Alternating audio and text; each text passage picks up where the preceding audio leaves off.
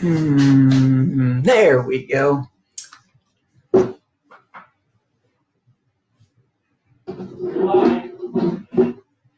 Hey, good evening. I'm getting on here just a little bit early. Give people a chance to find us and get caught up with us. Give my dog a chance to get in here and get settled. Hey, good evening. Yeah. Good evening. I hear myself. Gonna get started here in just a minute or two.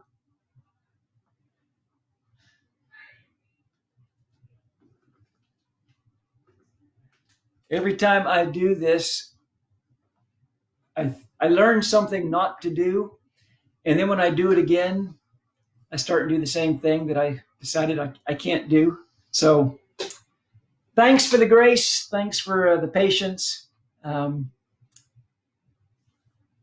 told you that if you happen to see the post that I put on Facebook, I told you to be thinking about a theme song for your life. I'm going to be talking a little bit tonight about theme songs for our life. And I've had some time to think about it. So I want to share some things with you. My dog says hello to Keith. She's laying right down here waiting to bark probably as soon as I get started. Hey, Christina and Zoe and Catherine and Aloha. I'm glad you're with us tonight. I wish we were all together, but we are, right? Yeah. Yeah. Matt's here. I got Martha working my the sound booth over here and keeping an eye on things. So if you've got anything in particular that you want to share, I'm not very good at multitasking and reading what's being said while I'm thinking, but Martha will. And if you've got a prayer request or an announcement or something like that, or share it in the comments. And we want to take advantage of that. I actually wasn't going to start this early, but when I turned on Facebook, it sure didn't look like I thought it was going to. And I kind of panicked thinking, oh no, it's not going to work. And then I clicked on something that was live and I was going to jump up and get out of the way, but I thought that would look awkward too. So I thought, well, I can sit here for a couple minutes. I want Tamalee to know that the clock is stopped tonight. So the pendulum won't be distracting her. Probably there's more than just one thinking that pendulum on that clock is so distracting. So the clock is stopped tonight. It is 6:59. What I got, we have a quorum. We have 46 people. So I want to go ahead because really the first couple of minutes of this class tonight is going to be a little bit of interaction, I wish, but it's not really going to give interaction. But I'm going to give you a chance to at least pay attention and listen. I talked about soundtracks to our life. Wouldn't it be cool if your life had a soundtrack to it? Wouldn't it be cool if there was music playing during your day? If you ever watched a movie and there wasn't any soundtrack to it, no music, it really takes something away from it. And I wonder how much more it would add to our lives if there was a soundtrack running, kind of the background of our life. And I think it would be really helpful to have a soundtrack running. I mean, if your wife was about to say something really kind and sweet to you, the music would change into something soft and sappy, and you'd know, okay, she's about to do something very nice for me. This is going to be a special moment. Or if the music picked up, you'd know, wow, something big's about to happen. If building to a crescendo, you'd know kind of when to get ready for something to happen. If something scary was about to happen, everything would change to a minor chord. And you'd know, okay, I got to pay attention because something's about to happen. Something funny was going to take place. You'd hear the music get real light, and okay, I can kind of relax here because this is going to be a funny moment. I think a soundtrack for our life would be really helpful. Last week, I talked about the greatest of all times, and I mentioned some movies. I was kind of still thinking in that vein this week, and I went back and I checked AFI, American Film Institute, and I found out the top 5 greatest soundtracks of all time in the movies. And actually, they're not soundtracks, but they're themes. The top 5 greatest movie themes of all time. And we kind of forget sometimes just how identifiable music is in certain songs that go with movies. I want to play them for you tonight. I am multitasking now, but I want to play you the top 5 movie themes. I'll give you just a second to identify them. A couple of these you're going to know right away. I think there's one hard one in here, though. Here's the number 5 top theme song of all time. Came out in 1972. It was the number 1 movie of all time. A line from it is, "I'm going to make him an offer he can't refuse." And if you don't recognize this one as The Godfather, then you're not going to do very well with the rest of them. But The Godfather, number 5, all time. Here's number 4. This isn't even a song. You're going to know this one so fast.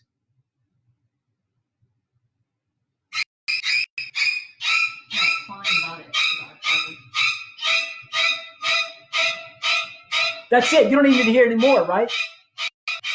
You all should know that's from Psycho. The number 4 theme of all time. Psycho. Released in 1960. Actually, I found this out. Psycho was actually on a really low budget. It was a shoestring budget. It was filmed in black and white, and that was because of a money issue, not a technical, idea of Hitchcock. It was filmed with a TV crew. It's got a TV crew on the whole thing, and yet it's just this classic movie with the number 4 theme of all time. Number 3 is going to be the tough one. I'm going to let it play for a little bit because I think it's a hard one. I would not have guessed this one. There's a little bit of an intro to it. I hope you can hear them, by the way. I'm going to give you a couple hints to this one. It was released in 1962, so it's an old movie. It is a sweeping epic, and it's an epic because it's almost 4 hours long. I'll give you a quote that should help you too. "If the camels die, we die. In 20 days, the camels will start to die." In fact, it's not the birds, Aloha. Good guess. Let me speed it up a little bit.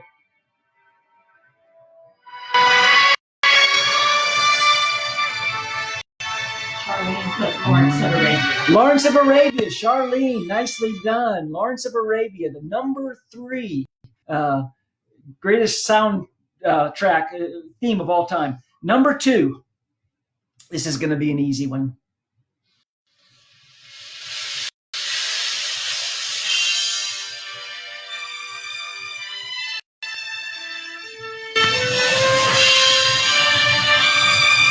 You gotta know that one. 1939, Gone with the Wind. Adjusted for inflation, still the highest grossing movie of all time, Gone with the Wind. 1,400 women were interviewed and auditioned for the role of Scarlett O'Hara. Here's your quote from Gone with the Wind. "You should be kissed, and often, and by someone who knows how." It's a great line. Even better than the most famous line of all time that we talked about last week. And then here's the number 1 song theme of movies of all time. I got a feeling you're going to recognize it.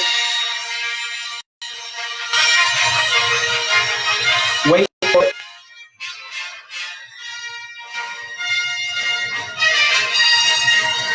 Identifiable as can be. The theme song for Star Wars. Everybody recognizes that, right? Number one on the list. Star Wars actually is the most valuable film franchise of all time, worth $7 billion. Hard to imagine. Number one, here's your quote from Obi-Wan Kenobi. Who is more foolish, the fool or the one who follows the fool? It's a good quote.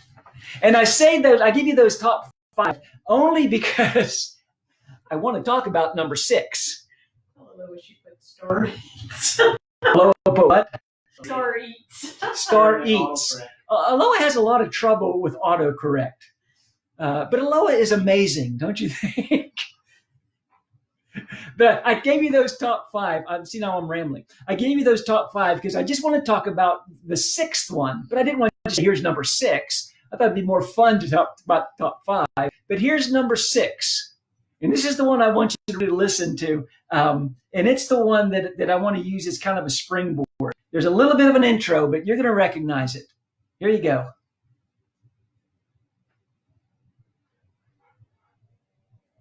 Here you go.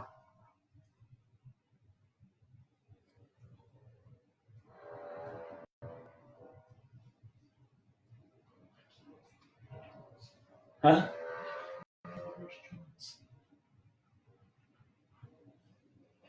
It's building. Get ready. It's coming. Number 6.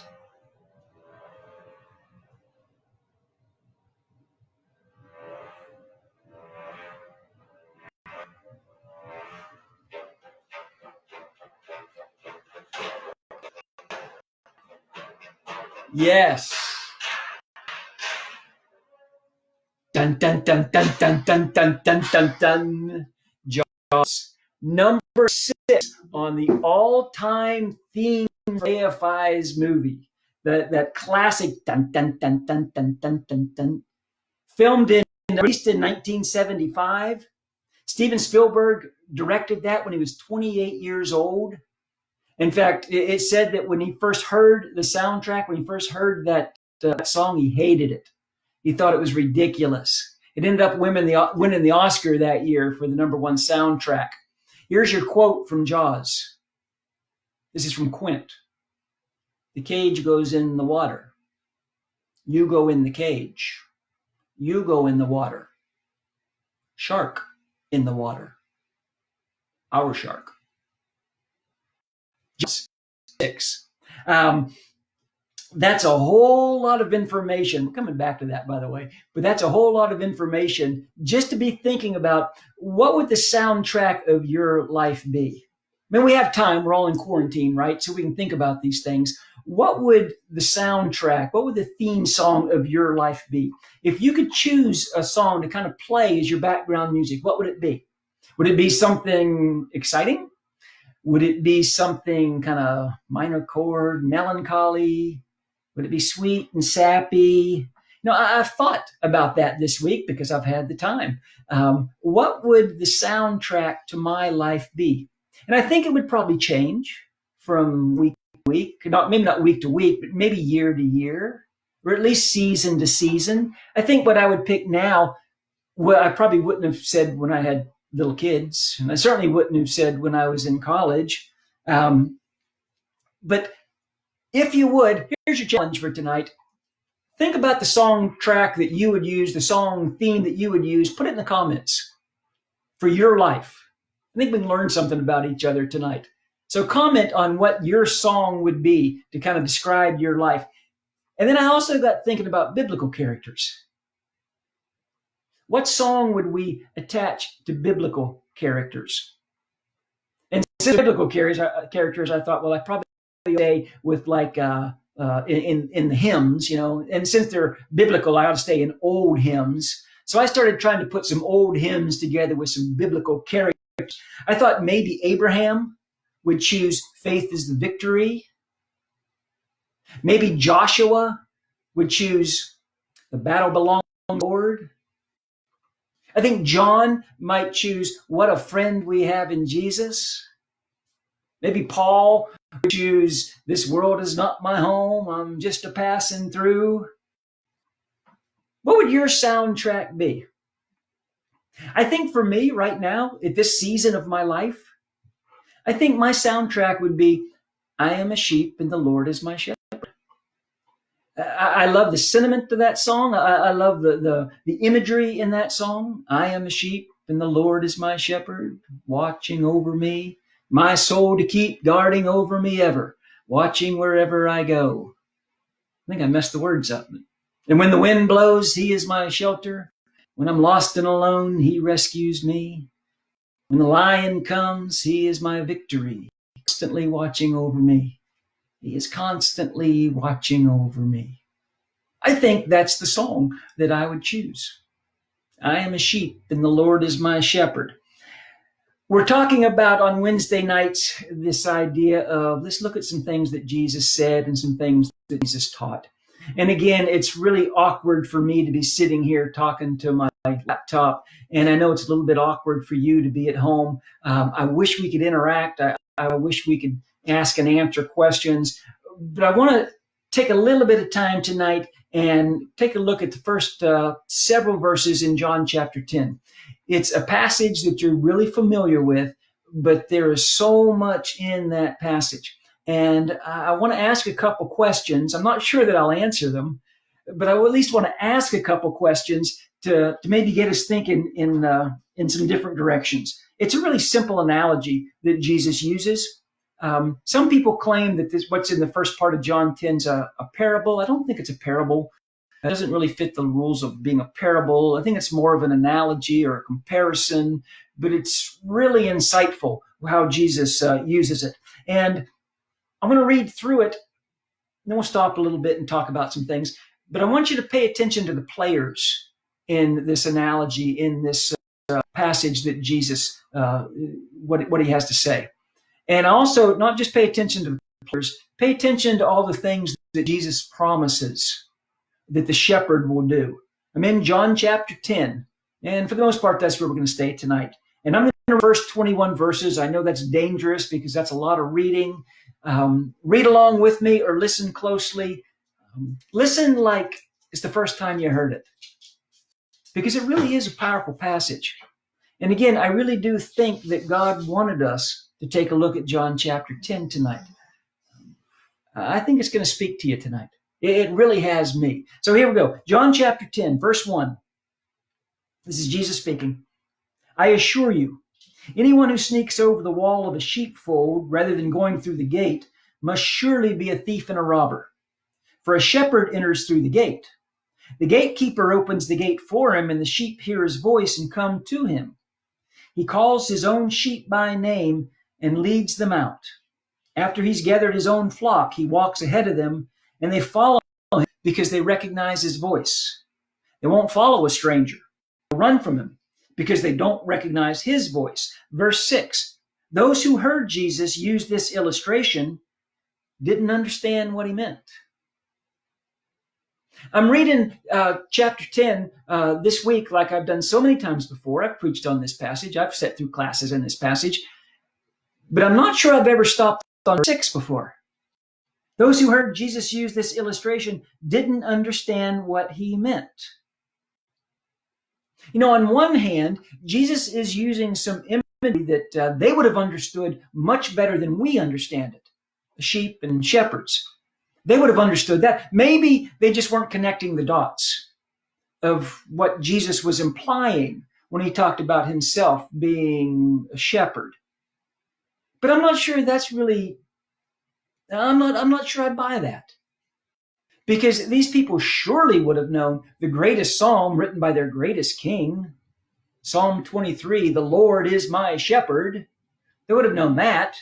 They certainly would have known Isaiah 40, verse 11, talking about God. He will feed his flock like a shepherd.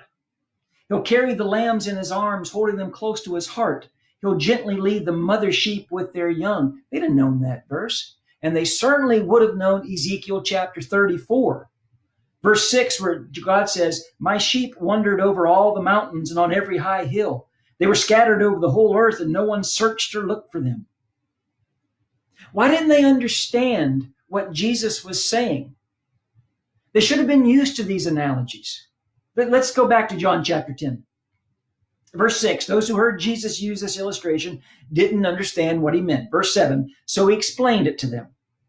I assure you, I am the gate for the sheep, he said. All others who come before me were thieves and robbers, but the true sheep did not listen to them. Yes, I am the gate. Those who come in through me will be saved. Wherever they go, they will find green pastures. The thief's purpose is to steal and kill and destroy. My purpose is to give life in all its fullness. Verse 11, I am the good shepherd. The good shepherd lays down his life for the sheep.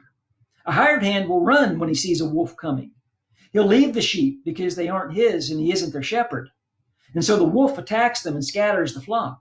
The hired hand runs away because he's merely hired and has no real concern for his sheep. Verse 14, I am the good shepherd. I know my sheep and they know me, just as my Father knows me and I know the Father. And I lay down my life for the sheep. I have other sheep too that are not in this sheepfold. I must bring them also, and they will listen to my voice, and there will be one flock with one shepherd.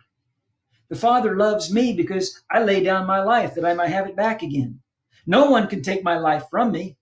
I lay down my life voluntarily, for I have the right to lay it down when I want to, and also the power to take it again. For my Father has given me this command. Then verse 19. When he said these things, the people were again divided in their opinions about him. Some of them said, he has a demon. He's crazy. Why listen to a man like that? Others said, this doesn't sound like a man possessed by a demon. Can a demon open the eyes of the blind? Understand a couple things here. When Jesus goes through this whole statement about being the good shepherd, he's not just talking about what he does. He is really talking about who he is. And that's why I brought up Psalm 23 and Isaiah 40 and Ezekiel 34. They would have understood that. They would have known those passages. We know those passages. So when Jesus talks saying, I am the good shepherd, they would have understood he's not just saying that, there's a relationship here between, sheep and shepherds and him and people. They would have understood he's putting himself on a par with God. Some people said, this guy's crazy. He's nuts. Why would you listen to him? But by the time you get down to verse 33 in John 10, they're ready to stone him for blasphemy because you're a mere man claiming to be God. So they understand not just Jesus saying, here's what I do. Jesus is also saying, here's who I am. And they get it. Now, I told you to keep track of the players in this illustration. It shouldn't have been very hard because there's only three. There's the sheep, there's the shepherd, and there's the thief. Obviously, we're the sheep, right?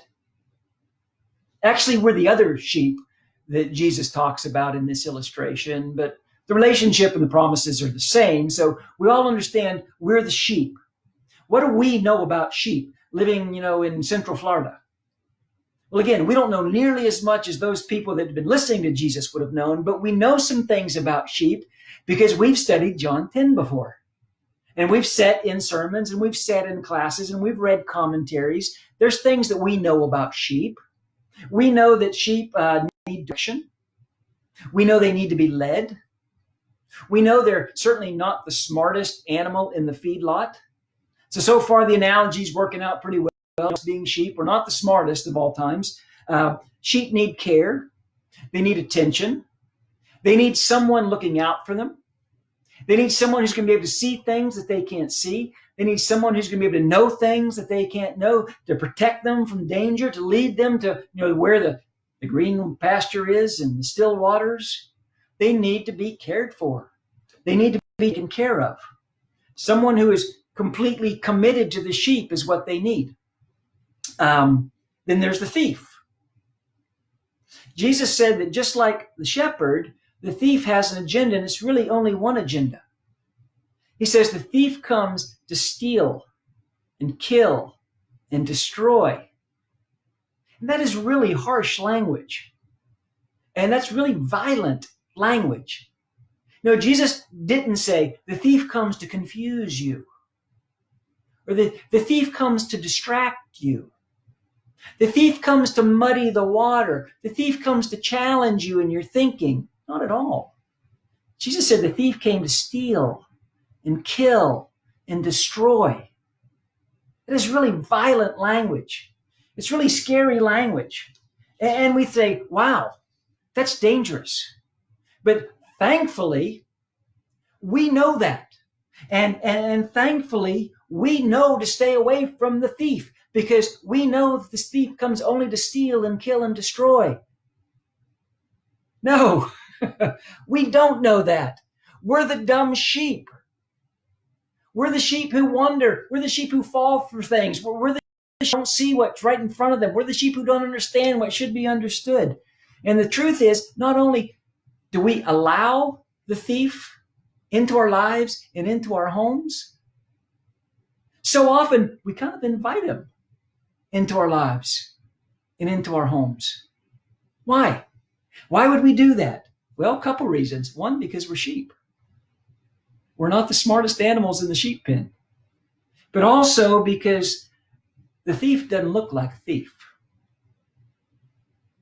He's a thief, but he doesn't look like a thief.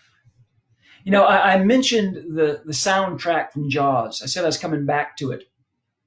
You remember in that movie, every time the shark was about to get somebody, that famous music started beating. Dun, dun, dun, dun, dun, dun, dun, dun, dun. And the quicker the music went, the closer the shark was, right?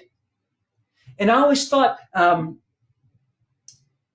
wouldn't it be great if those people in the movie could have heard that soundtrack? Wouldn't it have really been helpful if they could have heard the soundtrack? Now, wouldn't it be really helpful if Chief Brody would have said to his son, I want you playing in the cove tonight. Go swim in the cove this afternoon because it's so much safer. And if he would have heard, dun, dun, dun, dun, dun, dun, dun, dun, okay, don't go to the cove. Stay out of the water. Or the girl that says, I'm going swimming before dinner. What if she would have heard, dun, dun, dun, dun, dun, dun, dun, dun. You know what? I think I'm going to stay on shore. It would have been really helpful if they could have heard the soundtrack. Think about this. And I know this is kind of out there, but it's Wednesday night. As Day says, this is Tim Unplugged. So I'm just thinking out loud. What if we heard that soundtrack every time the thief was close to us?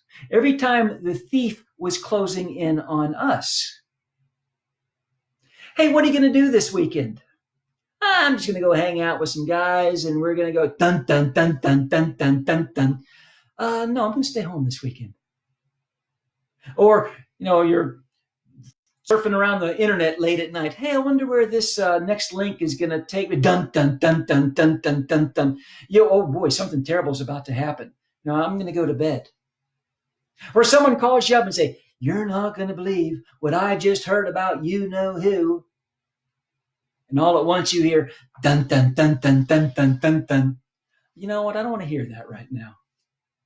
Would it help if we had a soundtrack playing in our minds every time the thief was close, every time the thief was closing in? Maybe it would. But to be really honest, I sort of doubt it.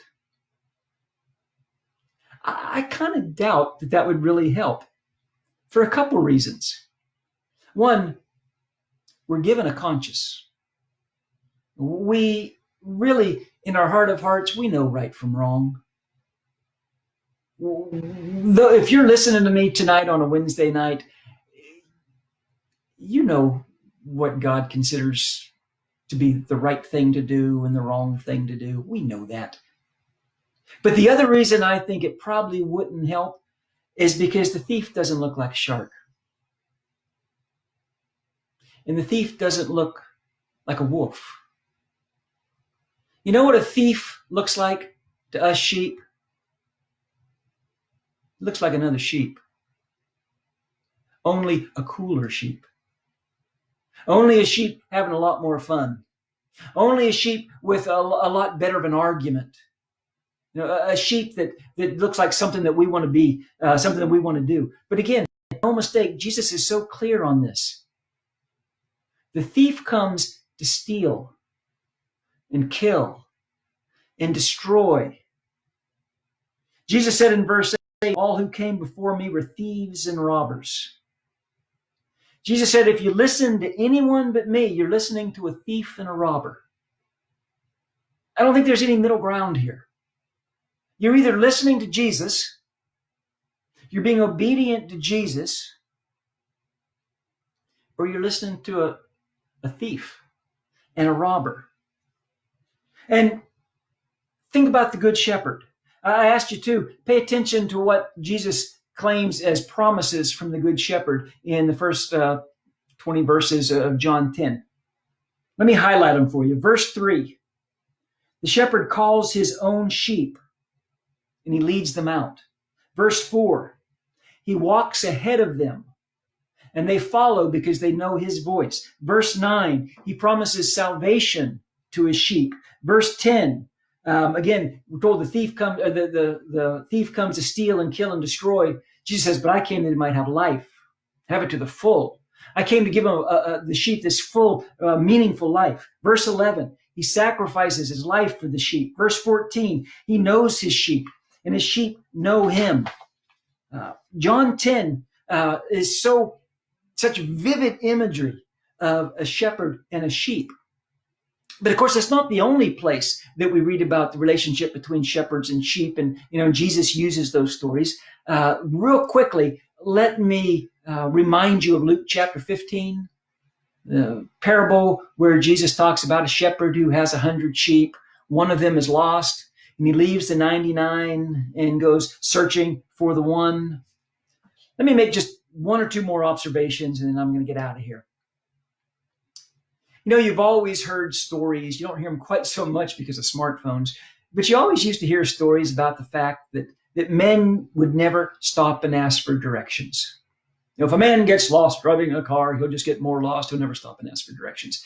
And in all honesty, before smartphones came along, I was one of those men. I never liked to stop and ask for directions. And I've got a theory on why I wouldn't, and I've got a theory on why most men didn't. And here's my theory. And I might be really off base on this, but here's my theory. Most men, at least for me, most men, when they were driving, when they got lost, for me, I never really felt like I was lost. Now, yeah, I might know I'm not exactly where I want to be, but I never really felt lost. I always had this kind of crazy Jack Sparrow compass in my head going that I know I need to be over there, kind of. But sooner or later, I'm going to get there. I'm going to figure it out. It's all going to work out. I'm not going to die in my car. I never felt very lost. When Martha would get lost, she feels like she's lost. And she would give arguments like, why would we drive another mile in the wrong direction? Because we're going to end up somewhere, we're going to end up where we want to be. No, why? Just stop and ask somebody. Why would you not stop and ask? It's so silly not to stop and ask. She felt like she was lost. She realized she was lost. I never really realized I was lost. I didn't feel that way. Luke 15 tells us that the shepherd, the good shepherd, searches for his sheep. He searches for the sheep that are lost. But too often, I think we decide, that's not me. I haven't wandered away. I haven't drifted off. Not really. No, yeah, I'm not exactly where I know I need to be. Something feels a little bit off. I'll admit. Something's not quite right. But I'm not lost. He's not talking about me. I don't need a shepherd. And yet, that's what the good shepherd claims happens when a sheep wanders off. The thief shows up.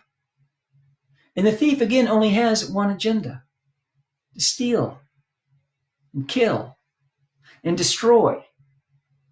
So here's the bad news. If you're not with the shepherd, you're lost.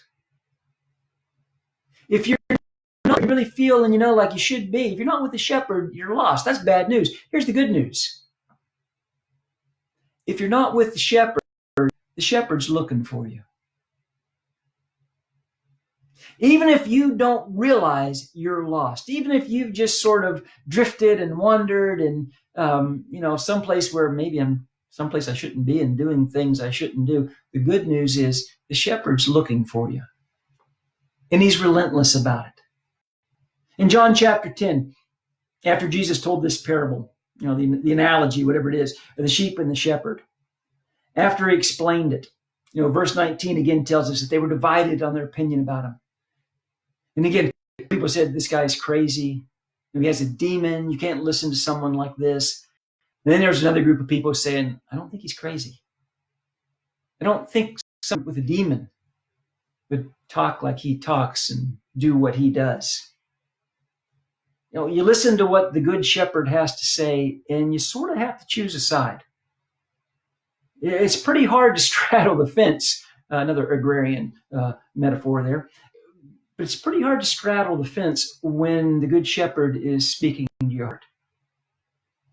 You're either going to listen to the shepherd or you're going to listen to the thief. And again, sometimes we get so deluded and so delusional about what their agenda is. Read chapter 10 of John again tonight or sometime on your own. And you get such a feeling that this shepherd loves his sheep. This shepherd will do anything for the sheep. And again, we know that's Jesus. We get it. And it's so obvious that the thief really wants to destroy the sheep. And again, we get it. And yet we find ourselves turning a deaf ear to Jesus and listening to that thief who intellectually we know, even though he looks like another sheep, he's a wolf. He's a shark. He's wants to kill and steal and destroy. So, what soundtrack is playing in your life these days?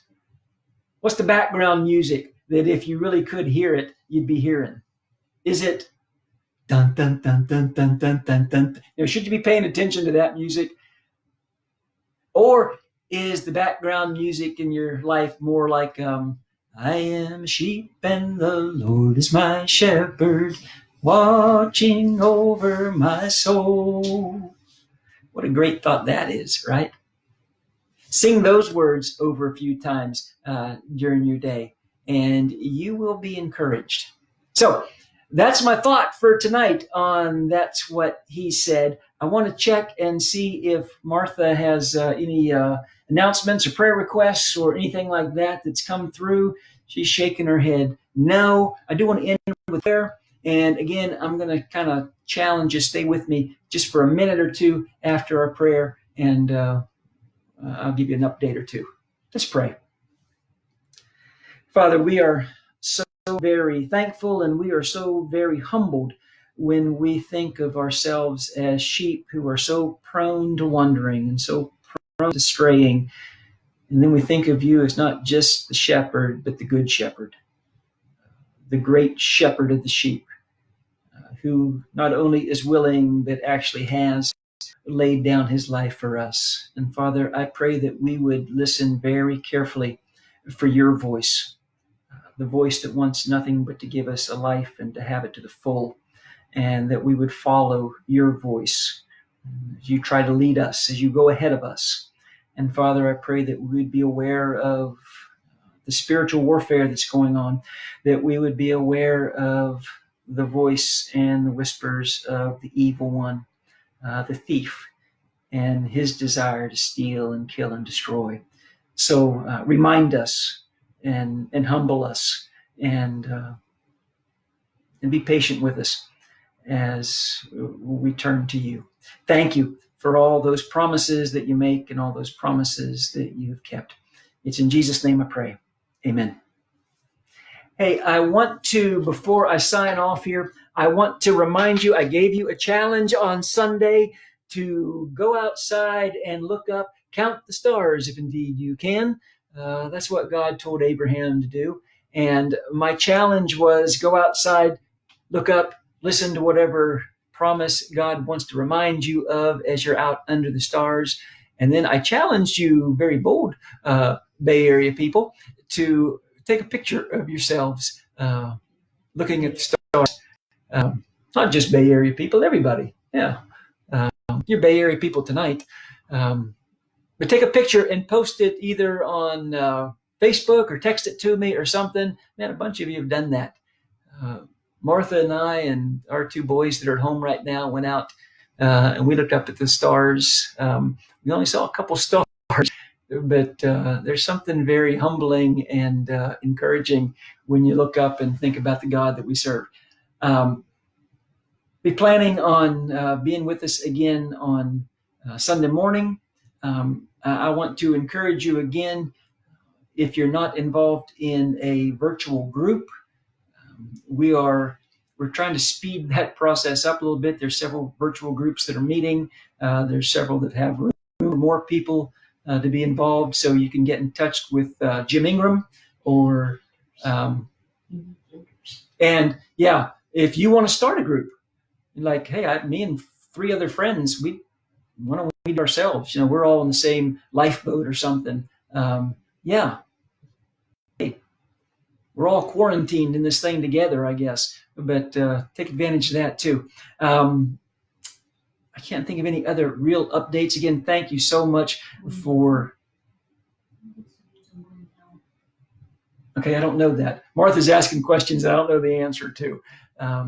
But be checking Vital Concern. Again, thanks for all the ways that you are encouraging so many in our family and in our body. And God's gonna stay with us. We're just following the Good Shepherd. I'm rambling. I'm getting out of here. Thanks for being with me tonight.